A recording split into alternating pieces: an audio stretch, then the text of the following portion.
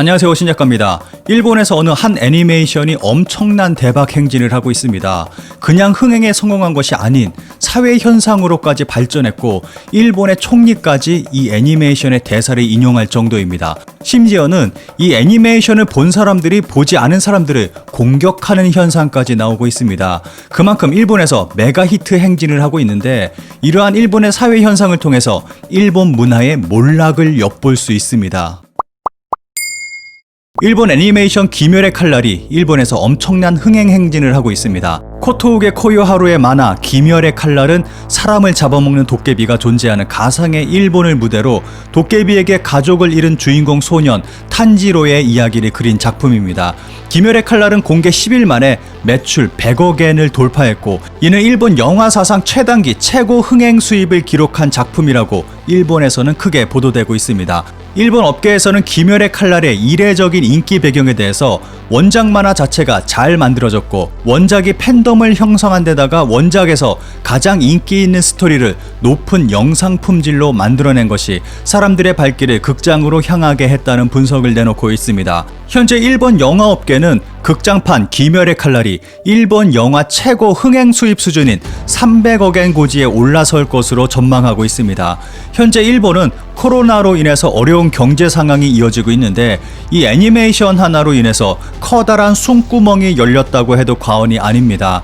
귀멸의 칼날을 배급한 영화 제작사는 주가가 4.5%나 올랐고 이후 일본 영화업계의 부활을 예측하는 의견도 나올 정도입니다.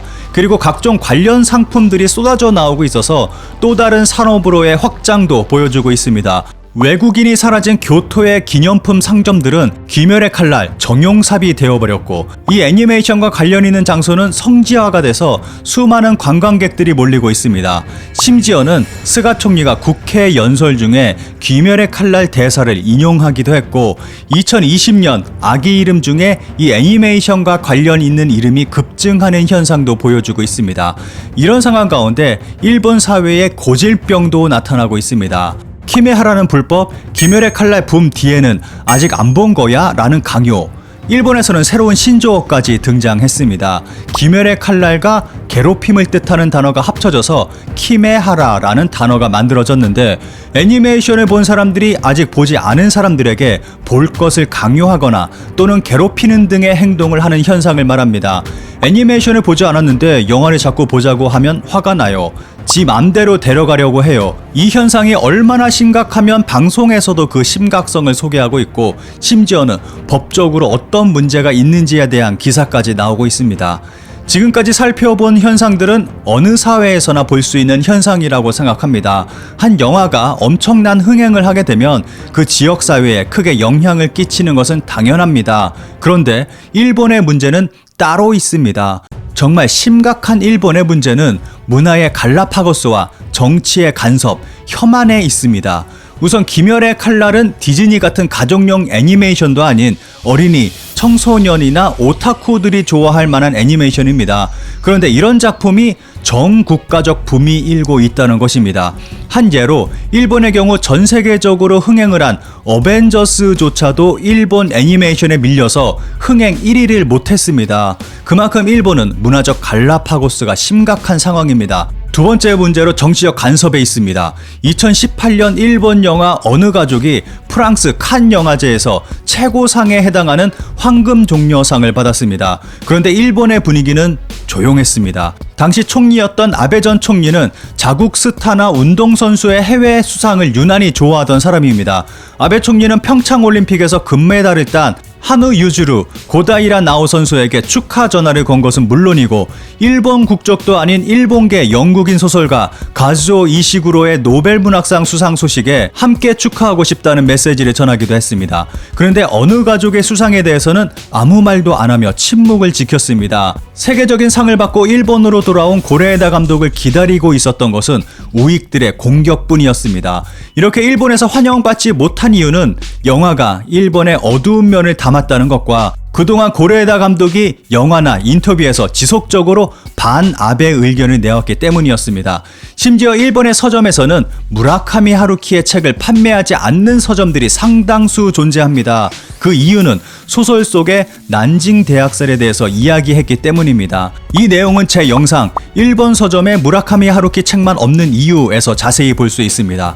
그리고 일본은 혐한으로 인해서 자국의 문화가 발전할 수 없는 상황이 돼버렸습니다. 우선 한국에서는 개봉도 안 한 애니메이션을 가지고 굉장히 많은 한국 조롱 기사가 쏟아져 나오고 있습니다. 기사들은 전부 반일, 일본 불매 등의 내용으로 작성되고 있습니다. 그중 한 기사의 제목을 살펴보면 귀멸의 칼날 한국 공개 발표, 문재인의 반일 불매 운동을 한순간에 파괴한 저력. 제목만 봐도 낯뜨거운 기사들이 쏟아지고 있고 이런 기사들은 많이 본 기사 상위에 올라가고 있습니다.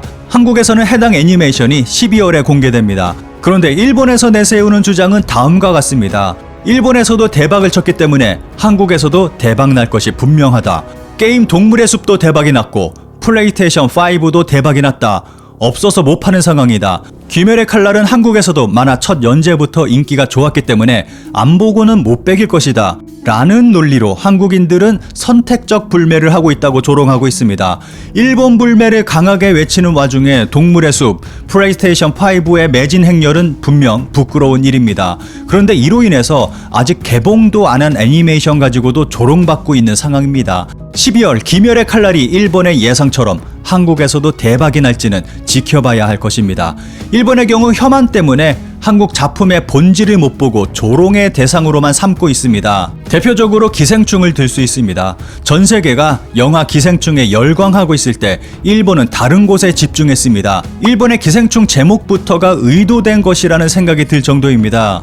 일본의 영화 기생충의 부제는 반지하 가족입니다. 일본은 기생충의 무대가 된 반지하에 꽂혀서 한국의 반지하 소개에 열을 올렸습니다. 각 방송국들은 한국에 직접 찾아와 반지하를 촬영하고 그곳에 사는 사람들을 인터뷰했습니다.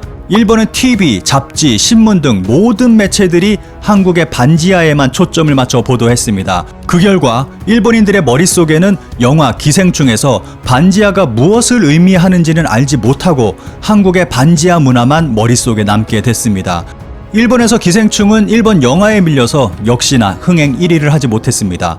그런데 놀라운 것이 기생충을 누른 영화가 후쿠시마 50이라는 영화입니다. 후쿠시마 50은 후쿠시마 원전 폭발 당시 마지막까지 원전을 지킨 직원 50명에 대한 이야기입니다. 그런데 사실이 아닌 후쿠시마 사건을 너무도 미화시킨 국뽕용 영화였고 당시 마지막까지 작업을 한 직원들은 대부분 일당 10만 원 받고 일한 비정규직이었습니다. 한마디로 돈 몇 푼 벌어보겠다고 목숨 걸고 그곳에서 일을 한 것입니다.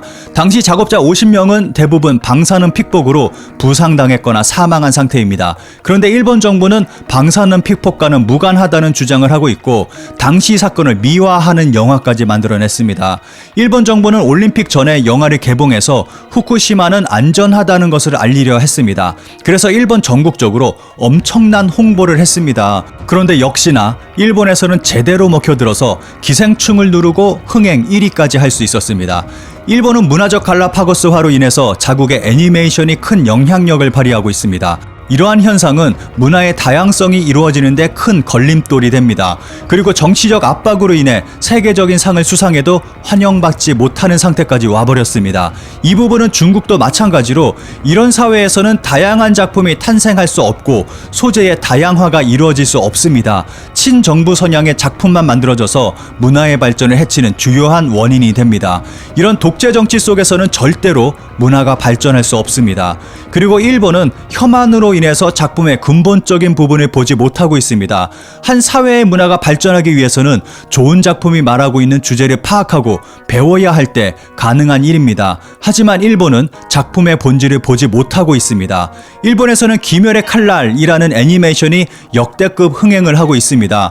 하지만 그 이면에는 지금까지 설명한 일본의 어두운 면이 숨어 있습니다. 일본 사회의 이러한 분위기가 지속되는 한 일본의 문화는 절대 발전하지 못하고 오히려 퇴보를 지속할 것입니다.